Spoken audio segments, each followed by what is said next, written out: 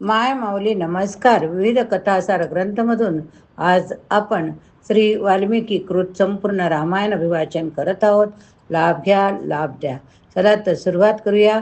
भाग 52. युद्धकांड सुरू. श्री गणेशाय नमः. श्री रामचंद्राय नमः. तथापि दुसऱ्याच क्षणी हनुमानाने पुनर्विचार केला. सुग्रीव निश्चित लवकरच शुद्धीवर येईल. कसेही करून स्वतःची सुटका करून घेईल.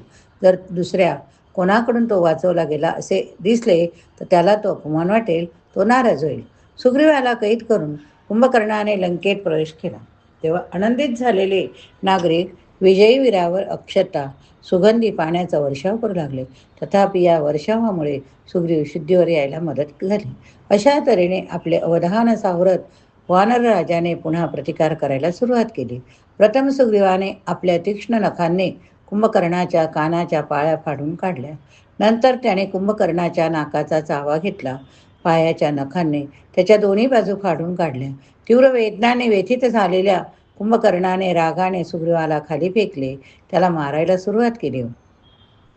तथापि सुग्रीवाने त्वरित हवेत उडी मारली. क्षणभरातच तो रामाकडे परतला. खूप भूक लागलेल्या क्रुद्ध कुंभकर्णाने एक प्रचंड हातोडा उचलला. वानरांना गिळंकृत करण्यासाठी तो शत्रू सैन्याच्या रांगामध्ये शिरला. मुठभर वानर तसेच राक्षसांना उचलून त्याने त्यांना आपल्या तोंडात कोंबले. त्या रक्तमांसाच्या धारा त्याच्या तोंडाच्या कडेने वाहू लागल्या. घाबरलेले वानरे रामाचा आश्रय घ्यायचा प्रयत्न करीत होते, परंतु आपल्या पसरलेल्या बाहूंनी शेकडो वानरांना विळखा घालीत कुंभकर्ण इकडे तिकडे धावत होता. नंतर बाणांचा वर्षाव करीत लक्ष्मण कुंभकर्णावर चालून आले, पण राक्षसाने ते सर्व बाण चुकवले. हे पाहून क्रोधित झालेल्या लक्ष्मणाने बाणांनी कुंभकर्णाचे चिलखत आच्छादून टाकले. कुंभकर्ण तुच्छतेने म्हणाला, मला रामाशी लढायचे आहे, त्याच्या धाकट्या भावाशी नव्हे. उत्तरादाखल लक्ष्मणाने रामाकडे बोट दाखवले. कुंभकर्ण लक्ष्मणाला बाजूला ठेवून रामाच्या दिशेने निघाला. जेव्हा तो राक्षस रामाच्या दिशेने धावला तेव्हा त्यांनी त्वरित रुद्रास्त्र सोडले. ते जसे त्याच्या छातीत घुसले तसा हातातील गदा सोडीत त्याची इतर अस्त्रे येथे तेथे पाडत कुंभकर्ण धडपड करू लागला. त्याच्या माघारीचा फायदा उठवण्याचा प्रयत्नात जे वानर होते त्यांना निशस्त्र कुंभकर्ण आपल्या मुठीशी पिटाळून लावू लागला. नंतर त्याने एका पर्वत शिखर उचलले. तो रामाच्या दिशेने धावला. रामाने ताबडतोब 7 बाणांनी त्या खडकाच्या समूहाचे छोटे छोटे तुकडे केले. खाली पडणाऱ्या अवशेषामुळे 200हून अधिक वानर कोलमोडले. लक्ष्मण रामाला म्हणाले, रक्त प्यायल्याने कुंभकर्णाला एवढा उन्माद चढला आहे की वानर राक्षस यांच्यात काही फरक न पडता तो त्यांना खाऊन टाकत आहे. जर हजारो वानर कुंभकर्णाच्या शरीरावर चढले तर त्या वजनाने खाली आल्यामुळे राक्षसाचा सहजपणे पराभव करता येईल. नंतर असंख्य वानर कुंभकर्णाच्या शरीरावर चढू लागले. खाण्यासाठी वांद्रे शोधणारा कुंभकर्ण इकडे तिकडे फिरत असताना आपले शरीर हलवून चढणाऱ्या वानरांना झटकण्याचा प्रयत्न करू लागला. पुढे धावून जाण्यासाठी रामाने ही संधी साधली. आपल्या धनुष्याची दोरी कानापर्यंत ओढून रामाने आव्हान दिले, त्या अधर्मातल्या अधम राक्षसा, माझे बाण तुला यमसदनी नेईपर्यंत क्षणभर माझ्यासमोर उभा राहा. वर बघणाऱ्या कुंभकर्णाला राम आपल्या पुढ्यात पाहून अत्यानंद झाला. आनंदाने हसत तो म्हणाला, काय सुदैव आहे, तू मला ही संधी दिलीस, त्याबद्दल मी तुझा आभारी. मी लगेच तुला खाऊन टाकतो. रामाने बाणाचा पाऊस पाडला, पण विचलित न होता विनविलंब शत्रूची कत्तल करण्याच्या आशेने कुंभकर्णाने एक भयंकर गदा उचलली. प्रत्युत्तरादाखल रामाने सामर्थ्यशाली वायू अस्त्राला आव्हान केले. त्या अस्त्राने कुंभकर्णाच्या ज्या हातात गदा होती तो उजवा हात छाटून टाकला. कुंभकर्णाचा प्रचंड हात जमिनीवर पडला तेव्हा वेदनेने त्याने आरोळी ठोकली. त्या हाताखाली वानरसेनेची एक प्रचंड संपूर्ण तुकडी चिरडली गेली. रागाने बेभान झालेल्या कुंभकर्णाने डाव्या हाताने एक प्रचंड झाड उपटले. तो रामावर धावून गेला. तथापि प्रबळ असे यंद्रास्त्र आवाहित करून रामाने त्याचा उरलेला हात एक छाटून टाकला. तो प्रचंड हात जमिनीवर गळून पडला तेव्हा असंख्य वानर राक्षस त्यांच्या खाली चिरडले गेले. दोन्ही हात तुटले होते तरी कुंभकर्णाने भयानक गर्जना करीत रामावर धावून जाणे चालूच ठेवले. नंतर रामाने 2 बाणांनी राक्षसाची पावले छाटून टाकली.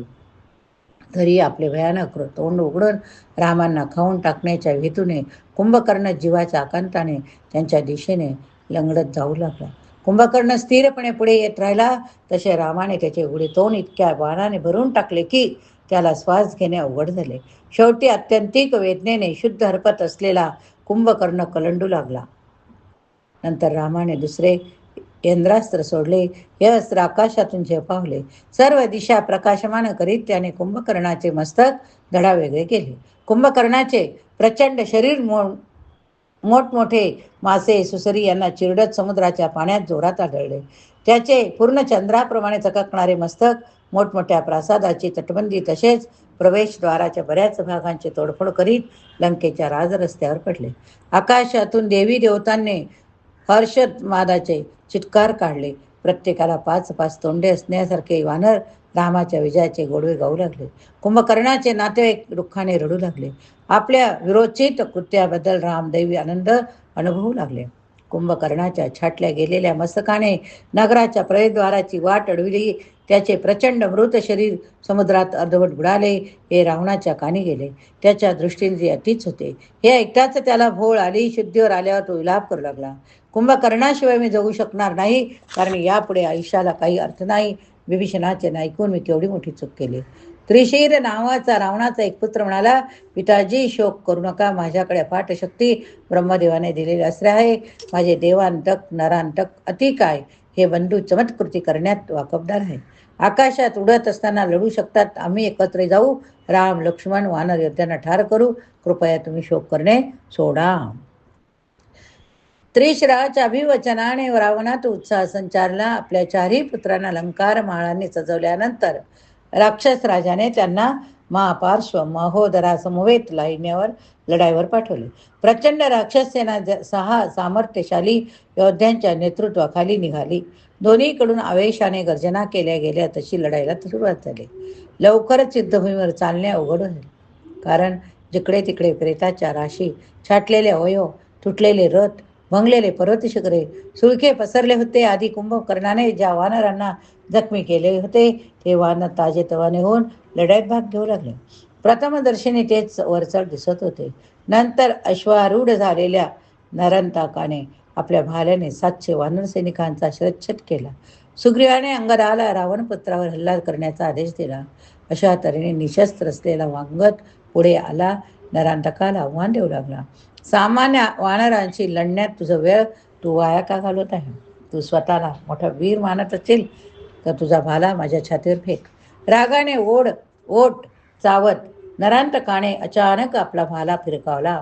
तथापि तो जेव्हा अंगदावर आदळला तेव्हा त्याचे तुकडे तुकडे होऊन जमिनीवर पडले. अंगद पुढे झेपावला. आपल्या मुठीने त्याने नरांतकाच्या अश्वाच्या मस्तकावर प्रहार केला. कवटी तुटून ती अश्व मृत होऊन जमिनीवर पडला. क्रोधाने पेटलेल्या नरांतकाने जमिनीवर उडी मारली. आपल्या मुठीने अंगदाच्या कवटीवर जोरदार आघात करून सूड घेतला. अंगदाच्या जखमेतून रक्त वाहू लागता तो मागे भेल काढला, पण लगेच त्याने स्वतःच्या सावरले. पुन्हा मूठ घट्ट आवळून धरत अंगद पुढे धावला. पूर्ण ताकदीनिशी त्याने शत्रूवर प्रहार केला. तो जोरदार फटक्याने नरांतकाच्या छातीचा चुराडा झाला. तो मृत होऊन युद्धभूमीवर कोसळला. अंगदाचे विरोचित कृत्य पाहून रामांना आनंद झाला, आश्चर्य वाटले. परंतु आपल्या पुतण्याचा पुत्र महोदराला सहन झाला नाही. तो देवांतक त्रिशिरासह अंगदावर धावून गेला. अंगदाने जेव्हा 3 राक्षसांना चाल करून येताना पाहिले तेव्हा त्याने एक प्रचंड वृक्ष तोडून देवांतकावर भिरकावला. त्रिशिराने सहजपणे आपल्या बाणाने त्या वृक्षाचे तुकडे केले. अंगद सातत्याने वृक्ष खडक यांचा मारा करत राहिला, पण त्याचा काही उपयोग झाला नाही. नंतर हत्तीवर बसलेला महोदर अंगदाजवळ आला. अनकुचिदार गदेने त्याच्या छातीवर त्याने प्रहार केला.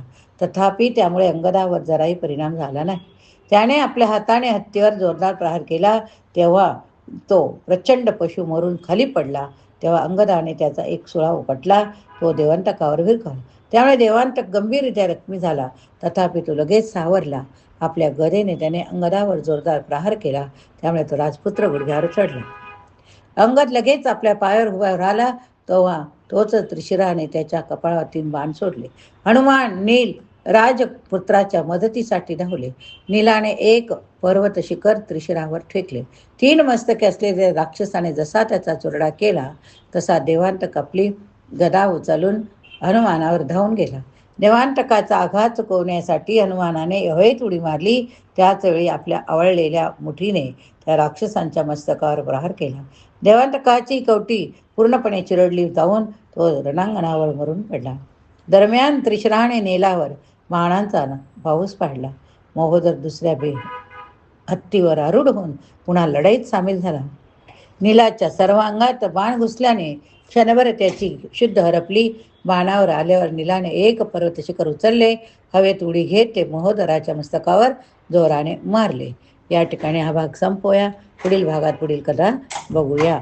जर श्रवण केले असेल तर जय श्रीराम लिहायला विसरू नका. बोला जय श्रीराम. श्रीराम जय राम जय जय राम. श्रीराम जय राम जय जय राम. श्रीराम जय राम जय जय राम. श्रीराम जय राम जय जय राम.